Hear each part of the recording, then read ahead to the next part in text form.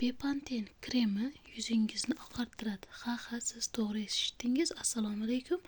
Bugun biz Bepanthen kremi, ya'ni ko'krak uchi yorilishini yo'qotish uchun maslahat bergan edim.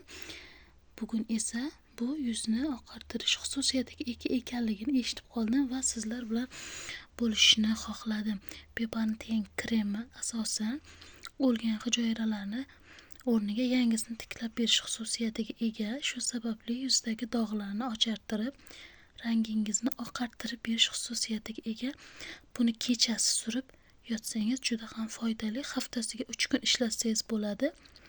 Albatta sinab ko'ring, juda ham foydali krem. Bundan tashqari Ersak firmasining Clean Ball, ya'ni massaj kremi. Bu 100 ml olganman. Ancha bo'lgan olganimga, lekin tanadagi, bo'g'indagi og'riqlarga juda ham foydali. Bu qimmat. Buni shunchaki kerak bo'ladi degan maqsadda ko'rsatib o'tyapman. Hozir esa asosiy mavzuyimiz Bepanthen kremi haqida.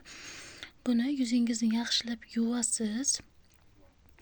Qurigan yuz sohasiga ozgina surasiz va yuzingizni massaj qilasiz. Haftasiga 3 kun ishlatsangiz yetarli. Rezultatni esa 1 oylarda bilinadi. Yuzingizdagi dog'laringiz, ugriklaringiz ketishni boshlaydi va xiralashganini o'zingiz sezasiz. Albatta buni sinab ko'ring. Mana Bepanthen maz emas, kremi, mazi ham bor.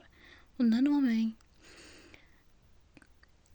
Keyin 2 xil varianti bor. Hozir bu e'tibor berayotgan bo'lsangiz, mana bu joydagi yozuvi ko'k.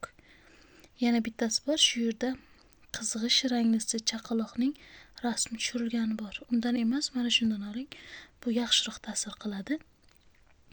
Menga obuna bo'ling. Bundanda qiziq videolarni joylab borishga harakat qilaman. Hammaga rahmat.